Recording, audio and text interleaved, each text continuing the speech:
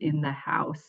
So thank you all for being part of this discussion. Our Reframing Philanthropy series is meant to be a place where we can gather for an informative and interactive discussion and rethinking how we do philanthropy through a more diverse, equitable, and inclusive lens that fosters new ways of being catalysts for social justice support. Peace Development Fund has been doing this work for more than 40 years and has used that lens for many years, but there's still more to do and more work to do. So we're glad to be doing this series. This is the second. Our first was on equitable philanthropy. Today we're going to be talking about the solidarity economy, and at the end we'll preview the next two sessions that will be coming up later this spring. So glad to be here. And as we're gathering, want to figure out who's in the room. So I am going to launch a little poll. Hopefully this will work.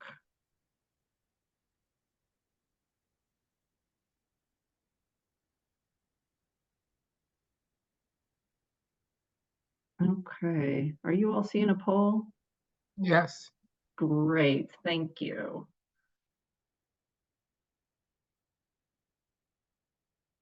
They keep changing things on Zoom, so the way the poll shows up looks different for me than it used to.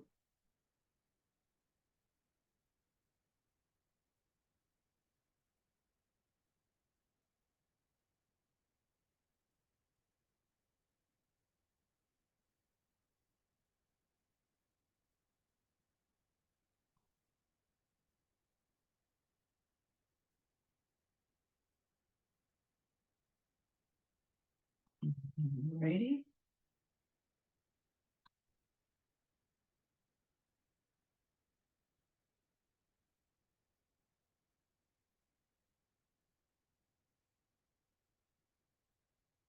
What it's not doing that maybe someone maybe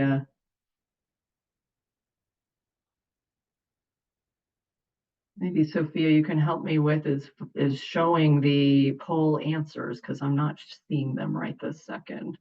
The poll answers are showing up. Oh, good. They are not showing up for me. So could I ask Sophia to read what we've got as our results? Yeah, of course. Hello, everyone. Welcome. I apologize if there's some noise in the background. My cats are deciding to go crazy right now. But it looks like the majority of the people in the room are joining us from the Northeast, about 73%. We have a couple people in the Midwest. It looks like one in the Pacific, one in the Southwest. In terms of how people identify their roles, we have, it looks like about 50% donors or investors, about 13% are philanthropic advisors, 40% are organizers, and it looks like the remainder is nonprofit staff. And lastly, experience with the solidarity economy. It looks like the majority of the people in the room, about 67%, have supported it, are familiar with it, and only about 13% are not too familiar with this term and marked having no experience. So those are the results of the poll. Great, thank you. So that's great to hear so many of you know this term and understand what we're talking about today. So I am so excited to be joined today by our two speakers, Eliza Parad and Alex Papali. I'm sorry if I'm butchering your names, are both work for the Center for Economic Democracy in Boston. Alex is an organizer with a fast-growing global solidarity economy ecosystem He works to build supportive environment for worker-owned cooperative businesses across Massachusetts through policy and movement infrastructure, and has experience organizing on a range of issues, including climate, immigration, prison, which are all critical to reimagining a healthy and regenerative society. Eliza is an organizer and investor with deep roots in Boston. She is currently the Director of Municipal Democracy at the Center for Economic Democracy, where she coordinates a coalition that is working for direct resident control over Boston's budget and a coalition of grassroots organizations building solidarity economy projects. She's been working as an organizer for 15 years in Chelsea and Boston, with a focus on community control of land and housing, and was key in launching the Greater Boston Community Land Trust Network. Outside of that, she has been working on moving her family resources and mobilizing young people with wealth to shift power and money to frontline organizations through resource generation. So we are super excited to have them here with us today to talk about the solidarity economy and what that is all about and their experiences with it and organizations. When they are finished, we're going to have time for you all to be in breakout rooms to continue the conversation and really think about how we can collectively make an impact. And then we'll come back together to end the session. So we're going to turn it over to Eliza and Alex. Thank you so much. Hi, thanks for having us. Can someone give me host sharing so I can share my screen? I'm Eliza, by the way. We share screens because we're a sharing economy. Mm-hmm. Great. Okay. Bad joke. Bad joke. That was really helpful to see that so many of you are already familiar with and engaging and supporting solidarity economy. Actually, well, seeing the chat is not great when you're presenting. So I was going to say, just to ground us, that as we're using the term solidarity economy today, this what this is called is called by many different names. Here are some of them. You might know it by others, but the basic concepts of that we'll talk about in a moment, but collective governance and decision making, as well as living in like right balance with the earth and exchanging goods and services for around what people need rather than exploitation and profit, are values that many cultures and many places around the world have had for thousands of years and have practiced in different ways. And I'm really curious about what the ways that you all in the room have been engaged in that. That's what I was going to ask. If you want to throw something in the chat in a way that you've been involved in solidarity economy, that would be great to know. So just again, some of the things that I was just throwing out really quickly there are, when we think about solidarity economy, we think about looking at 4 different elements. Who owns it? Who's making the key decisions around it? And we want that to be the people who are most directly impacted, right? So worker cooperatives, community land trusts, other ways where people who are directly impacted are the owners and decision makers on the boards and whatever those decision making roles are. Who gets it? Who benefits from the structure? Governance, what is the actual structure of who is deciding, who is making those decisions, and who's doing the work. I think this next graph is the best. And we're gonna, especially since 67% of people, the majority of people here said you're already familiar with solidarity economy, I'm gonna kind of move through these first couple slides quickly. If there's questions that are coming up, happy to go back to them, but we wanted to really focus on some of the examples that we're working with right now to highlight solidarity economy through work that's happening locally in Massachusetts. So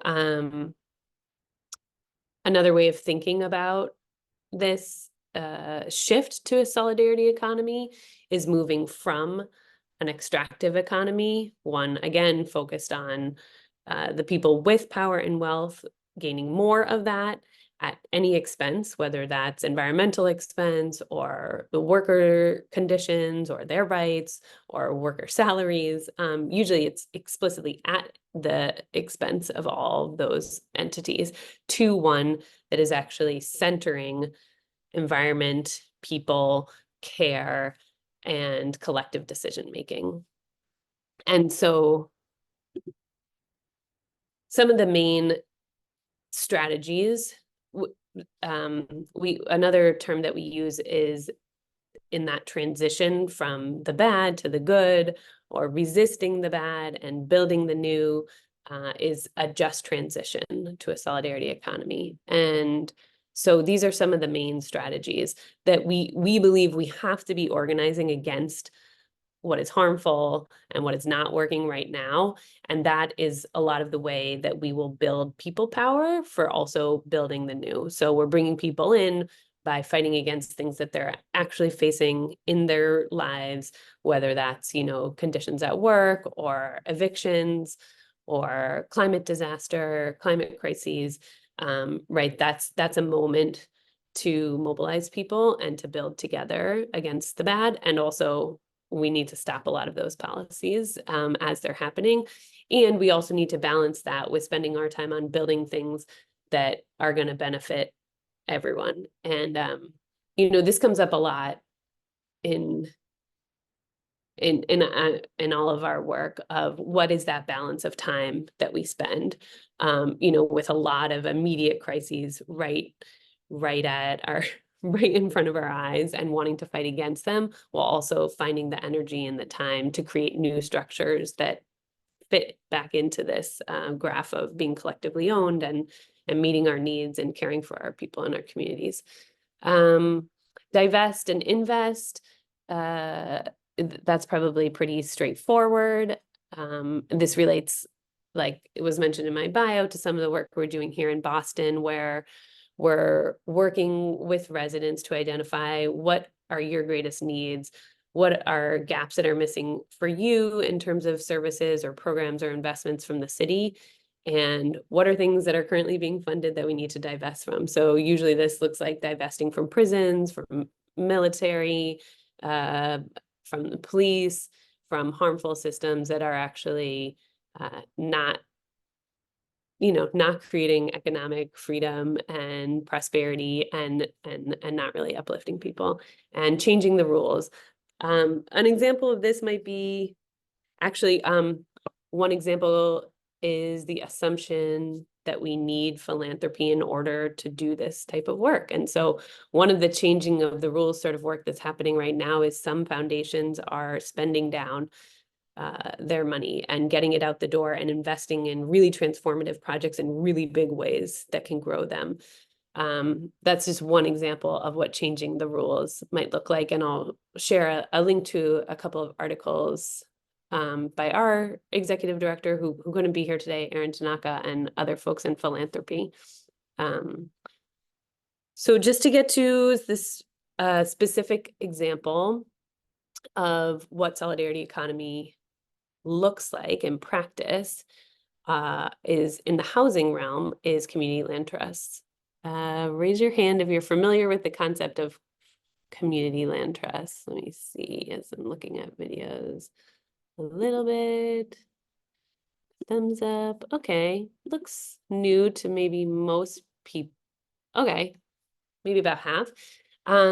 So community land trusts, the first one in the country is this one up on the upper right, New Communities in Albany, Georgia. And if you're in the Northeast, the first one in our area was Deadly Neighbors, Inc. in Roxbury and Dorchester in Massachusetts, which I worked there for almost 5 years supporting the land trust.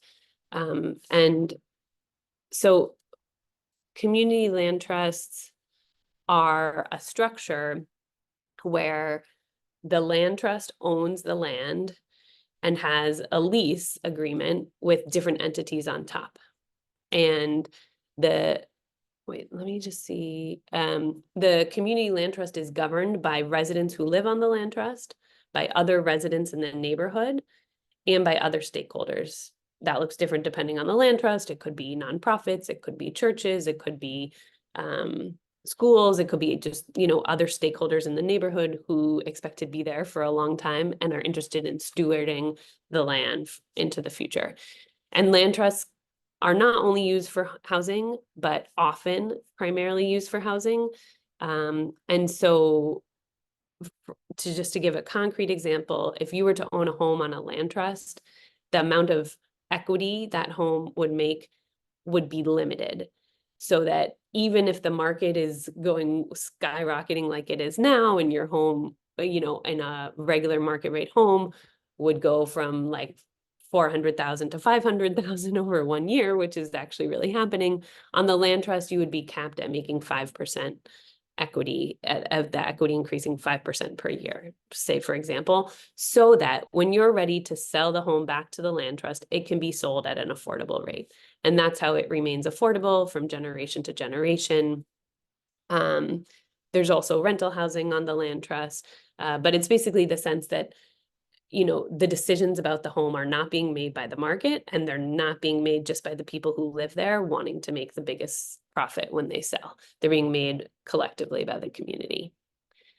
To get to the question of how, what the need is, what the role for donors is in supporting this type of solidarity economy project, if you think about community land trusts have to compete in the market as is. So they are not getting below market rates to acquire existing properties.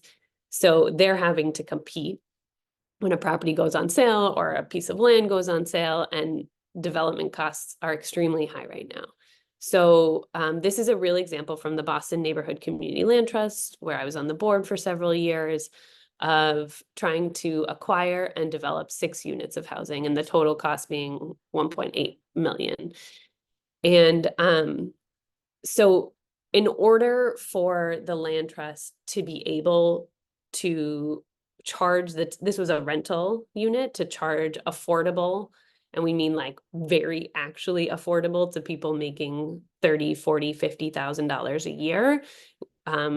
The median income in Boston is $50,000 a year. You can't afford any market rate housing with that salary. So in order for people to be able to live here, they have to charge low rents, right? So the income coming from the property is not going to support the kind of debt that they're going to be in if they were to borrow money from a bank to fully acquire and develop this property.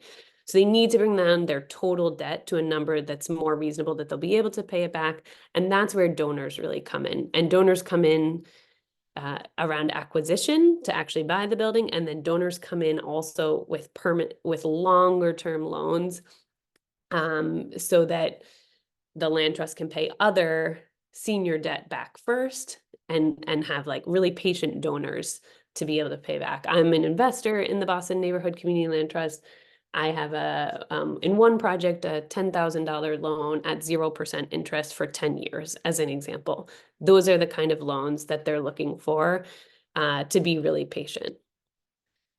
And just, I think this is my last slide, basically just to say, another example of this work that donors can invest in is that the land trusts in the greater Boston area have come together to create a fund that all of the land trusts can borrow from at very low interest rates, like between 0 and 3%, and then pay back and can be re-lent out to another land trust in the network. So this is a new fund that launched last year in 2023, and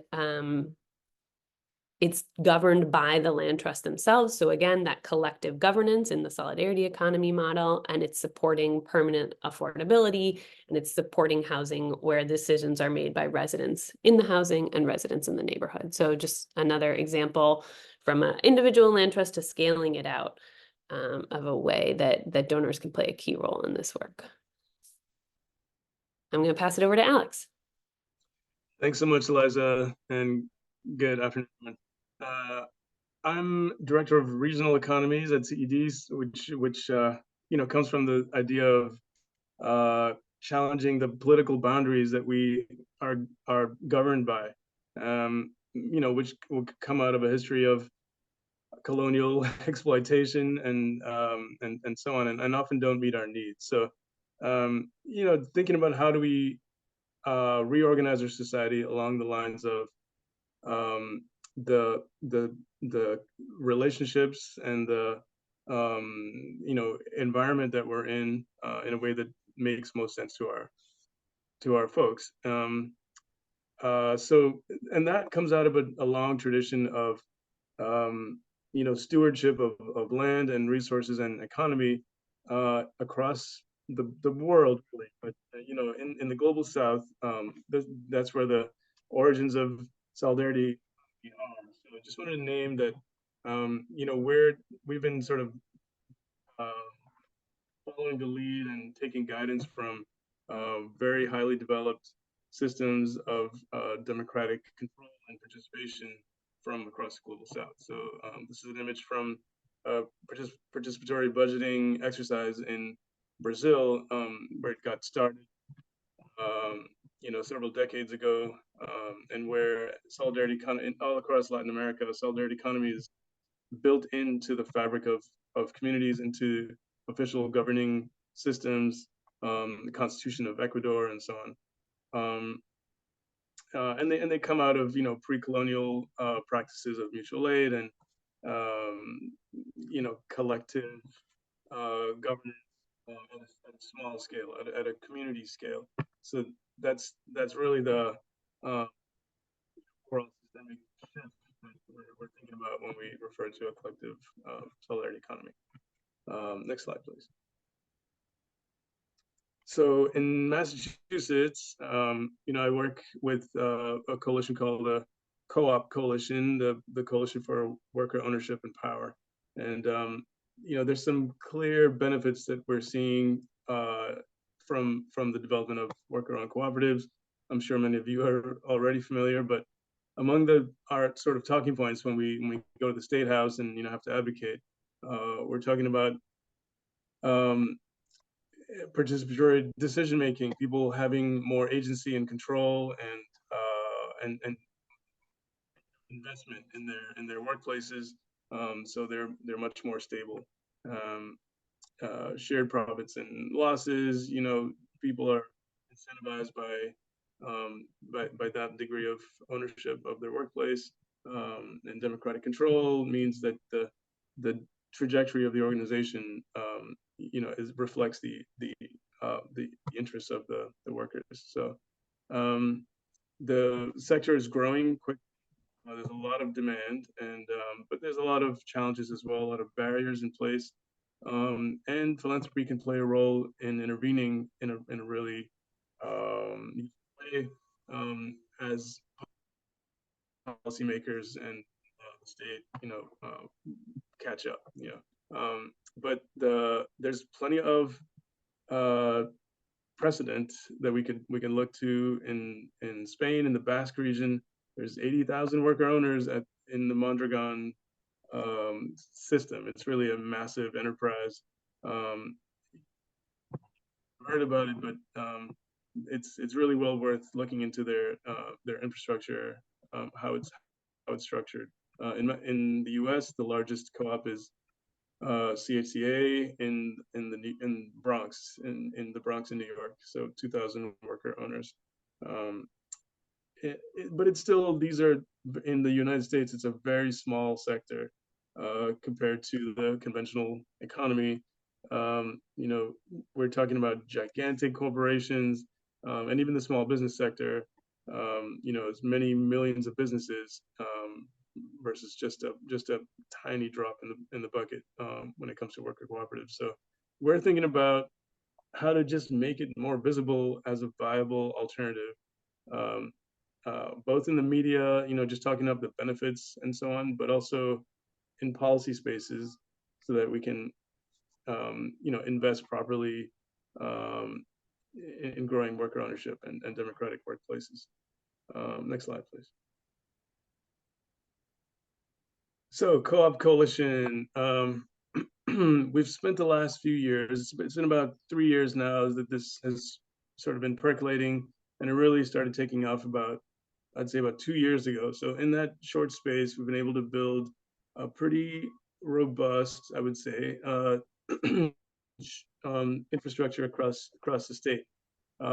There's some leadership and like very active participation in grassroots leadership from our base, which makes large scale decisions at so it's like a decision-making space, but also we use it for educational purposes and just building community among folks that otherwise wouldn't have a space to interact with each other, formally, informally. And there's lots of one-on-ones and so on, and in-person gatherings and social time built in, because that just doesn't exist otherwise. There's a steering committee representing. You can see the seats listed here. 2 seats for worker owners. There's a faith-based organization seat. Organized labor is represented, as well as worker centers, working largely with immigrant workers who aren't organized through labor, through unions. Capital providers are an important part of this ecosystem, as well as technical assistance providers. And then grassroots organizations whose members may be interested in entrepreneurship but don't have a way in, and there's definitely organizations that are aligned and want to participate and have their members participate in this economy. And then there's working groups for a range of different needs, all volunteer. We're trying to figure out whether and how to stipend the time that people are putting into building this infrastructure. There's a balance between people to contribute and build something that benefits the community collectively, and also recognizing there's an opportunity cost where people are to run their businesses and their enterprises and make a living, and then also trying to do this advocacy work and so on. We're building media capacity so that we can educate the general public, but also crucial decision makers at the State House and city halls, and then also funders. Because it's sort of a much smaller sector and people have less experience with it.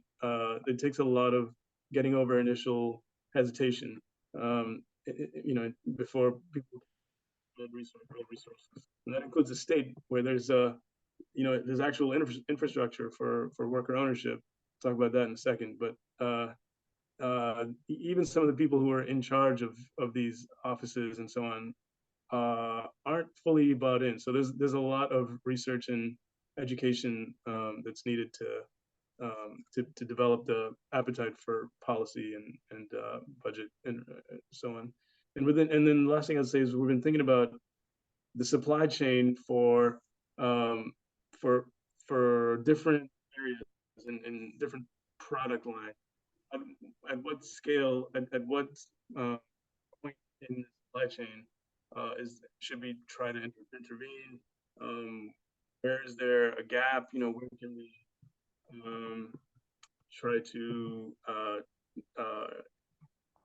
insert worker cooperatives into supply chains that might have a positive outcome for the economy broadly. Next slide, please.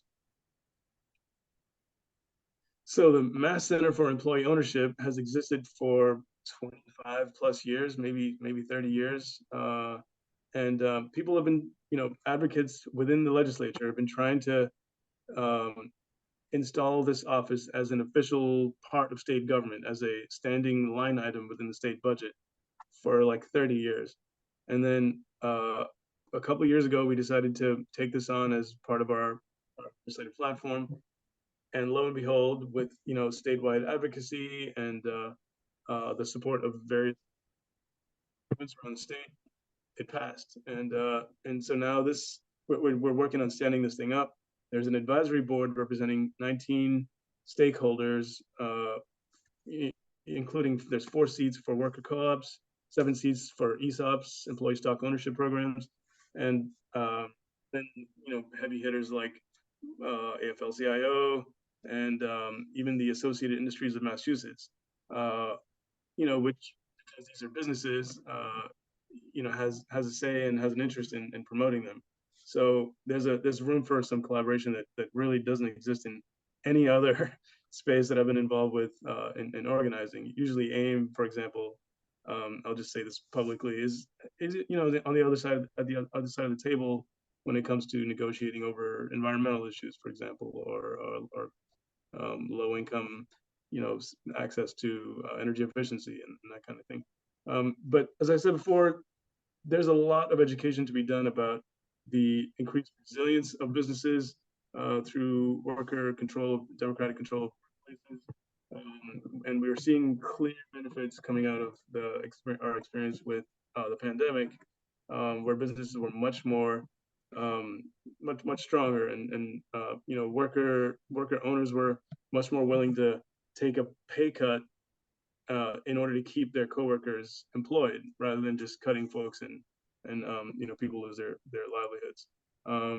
Much greater uptake by people of color and women in particular. So it's an intervention in that way. And then there's increased tax benefits for local communities. So that's at a time of fiscal constraint. That's part of our talking points. Is this is where it's a smart investment for the state and for other sources of funding, so that there's we're making the economy stronger by making this investment. It's not just a sink, So yeah. The last thing I just want to point out is Cleveland Owns here, which is a pretty big advocate nationally for worker ownership. They got a hold of our platform and started putting it out there. And I thought that was kind of cool that there's a national large scale attention to the work that's happening in Massachusetts. Okay, over to you, Eliza. Yeah, I know we're gonna wrap up now. This is our last slide. I just put this in the chat too, but just to sort of emphasize in terms of the donor or investor perspective, while of course investing in any business or development has its risks, both the solidarity economy structures that we're talking about are more resilient during times of crisis because they're not subject to the same market forces, and because they're because they're collectively controlled, really, and deciding, and more people have a stake in them surviving. And so for both of those reasons, they've been more resilient. I think the really important thing that I've learned as an investor in these types of projects is just being in touch with the projects, being willing to be flexible and saying, what do you need? Like, here's what I can offer, and how can this work to support you? I'm an investor in a cooperative business, for example, that did a direct public offering when it first launched in Boston, and reached out recently to its investors saying, we had a couple of hard years during the pandemic. Would you be willing to leave your investment in for a couple of years longer, or do you need it back now? And so the business itself has been in touch and trying to figure out if we can leave it in 5 years longer, that will make a really big difference to them. So just thinking about, the last thing I'll say is, traditionally we've thought about investments as like, what's my rate of return on this? What's my interest rate? What am I going to get back from this investment? And I think just pushing ourselves to think about, what are we collectively going to get back from this investment? Are we going to get back, more sustainable systems, workers that are more resilient, happier in their jobs, more stable housing? Like, how does that help us in our collective transition to an economy that is more just and treating people more fairly, rather than exactly what am I personally going to get back in this investment? And that can be hard when you need your money back. And also that's something that pushes me to think about what role I can play.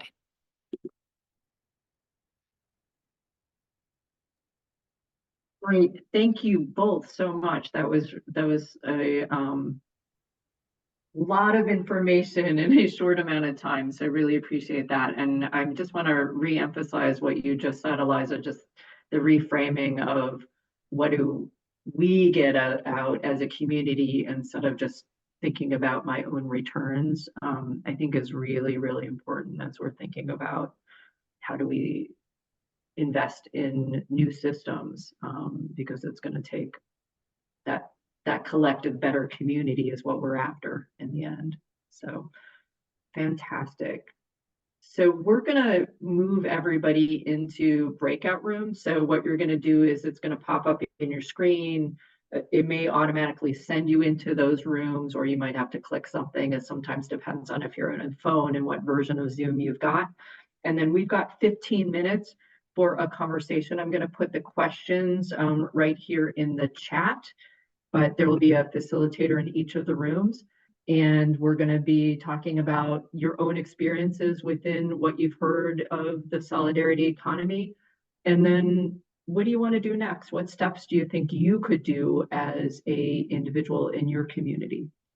All righty. And then we'll come back together to close out. So I'm going to open up the rooms.